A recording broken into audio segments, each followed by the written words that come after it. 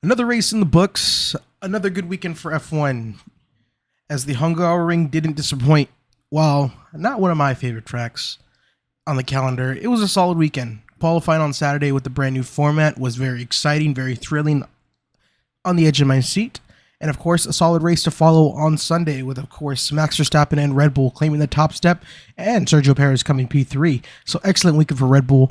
Good weekend for McLaren as well, P2 and P4 for Lando Norris and Oscar Piastri. And of course, Mercedes having highs and lows throughout the weekend. Of course, we're going to talk about that and more coming up here on the On the Limits podcast.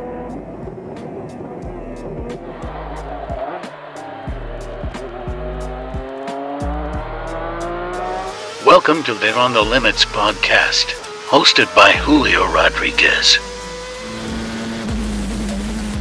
So before I talk about the race weekend as a whole, there was a little story that I saw that I found quite funny.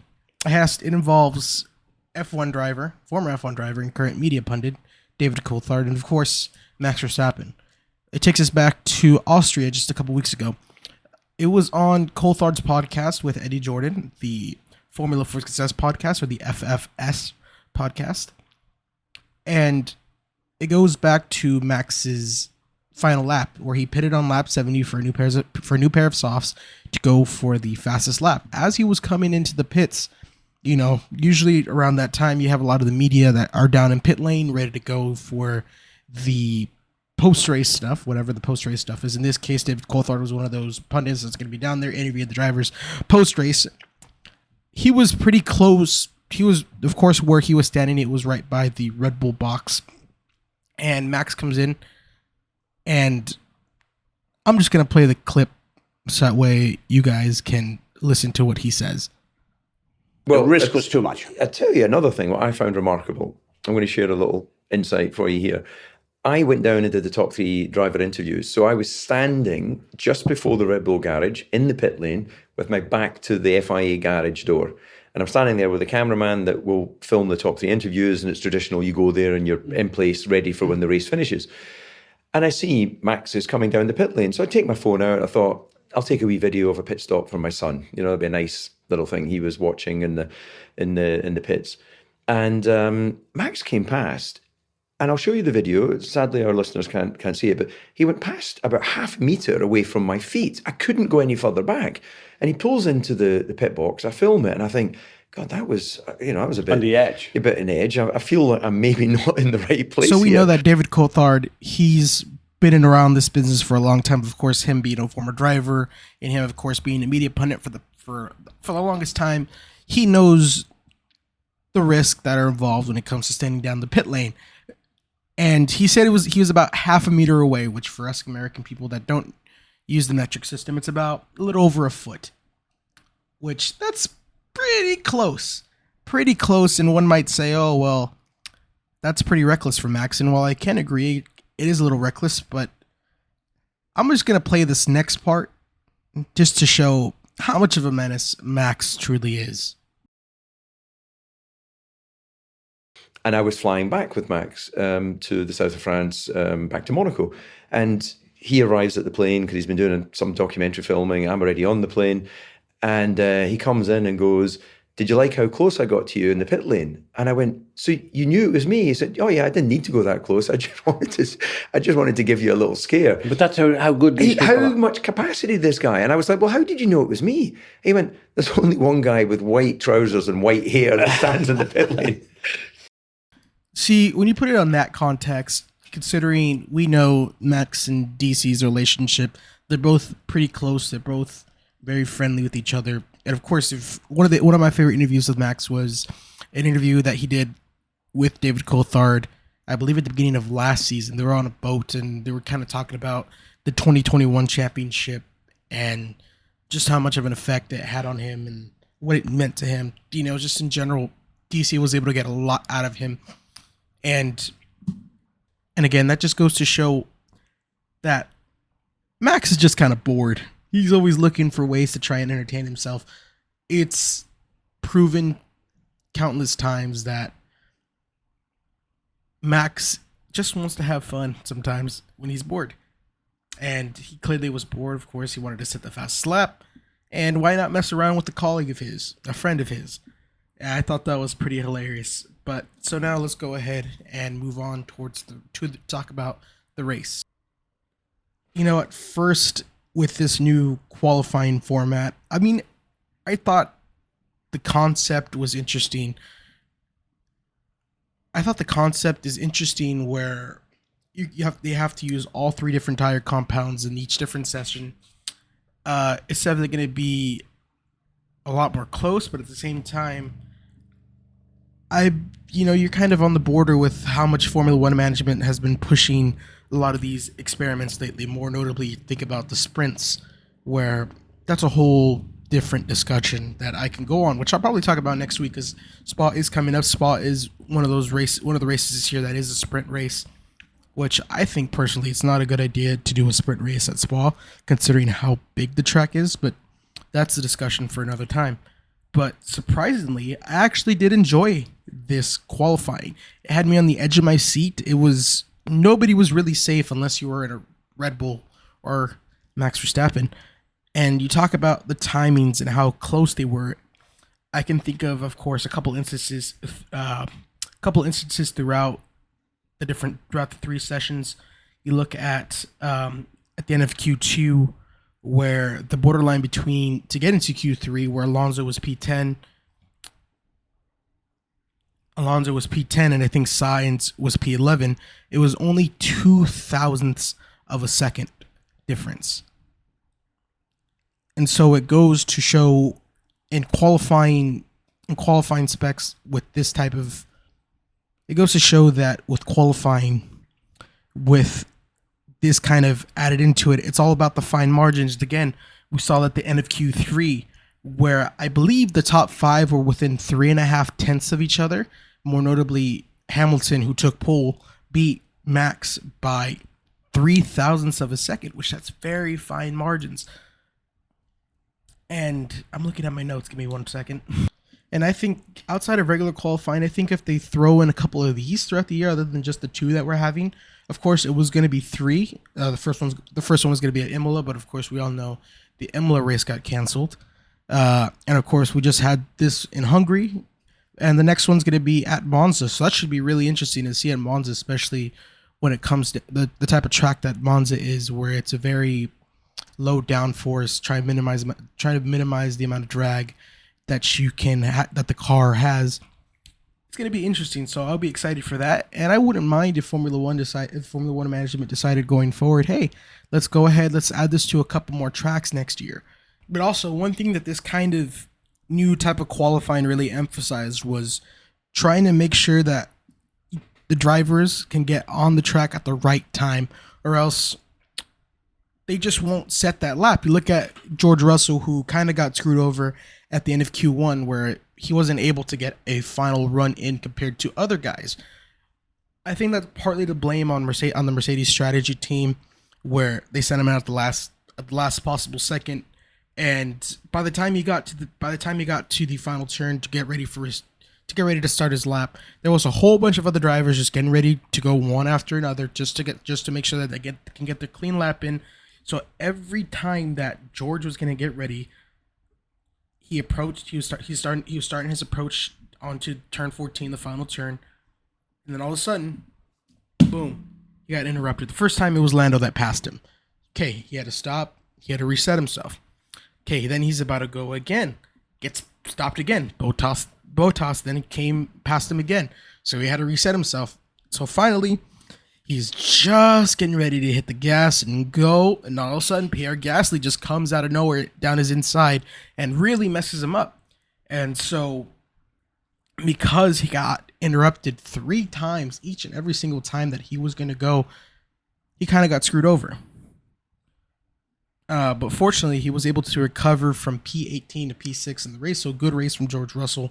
But it shows that it can be absolutely chaotic, especially with the type of compound it was in Q1. It was the hard tire. The hard tire really struggles to warm up compared to, say, a soft tire, where that's where the cars are really coming alive in Q3.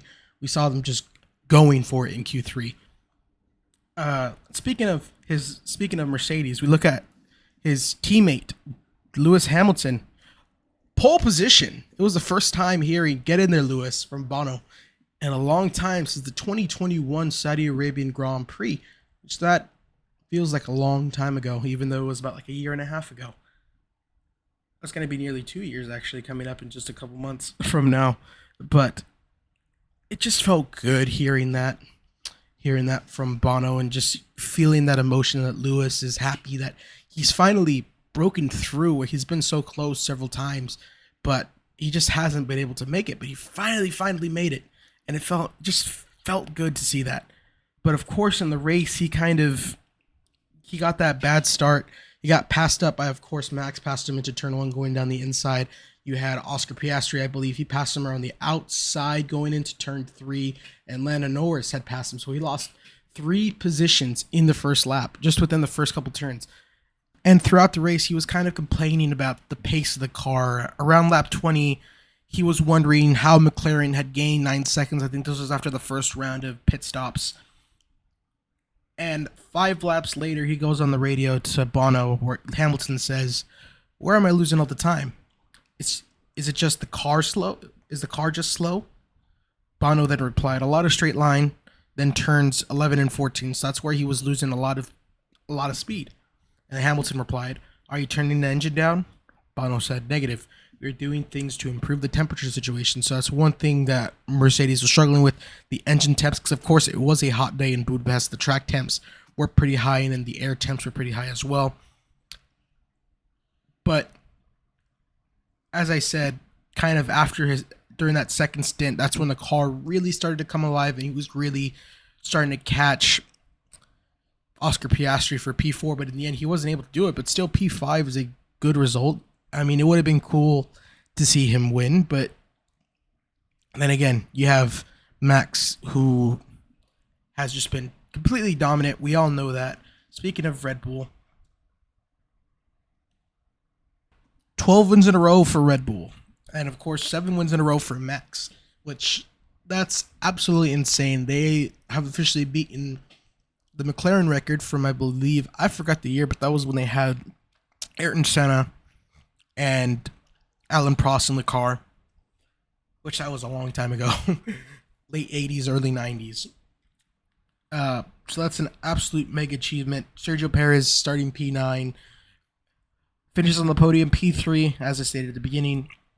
Good weekend for Perez, apart from the crash during FP1 on Friday, which we're not going to talk about, but it looks like he's taken the step in the right direction to regain his confidence going into this upcoming weekend at Spa, which I think that's going to be another track that Red Bull easily dominates.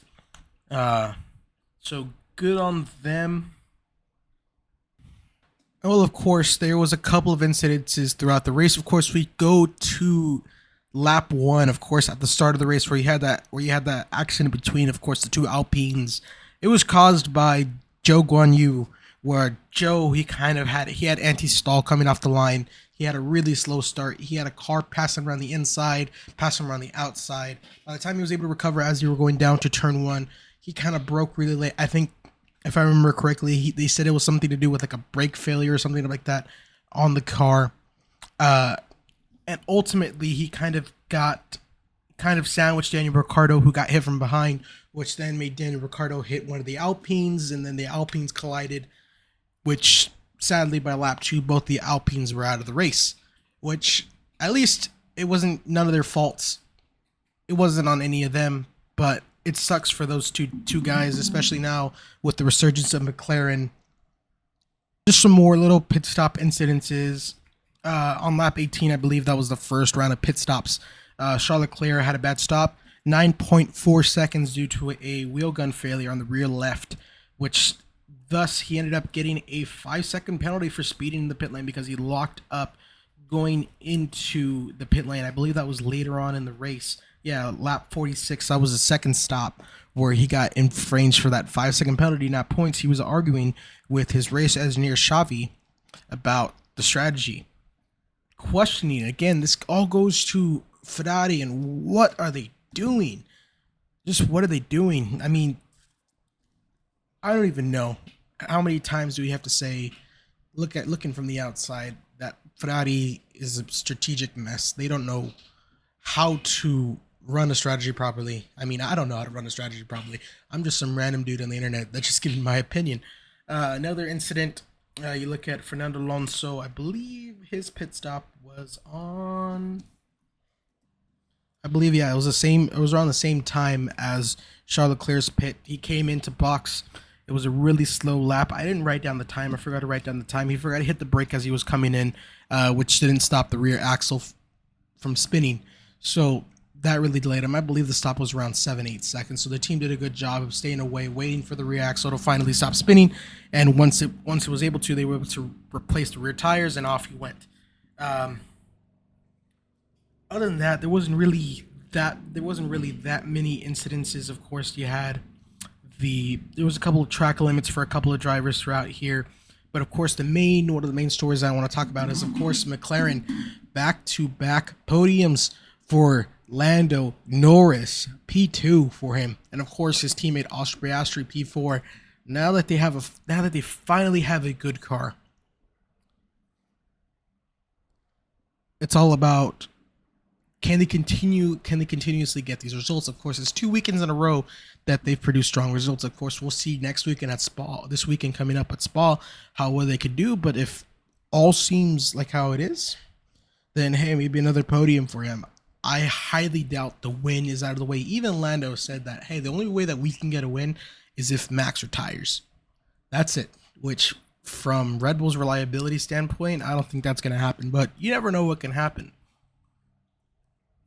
And of course, speaking about Lando, we got to talk about the infamous podium situation, where we all know his podium celebration. He likes to slam the bottle of champagne on the podium so that way it can open and he can spray it.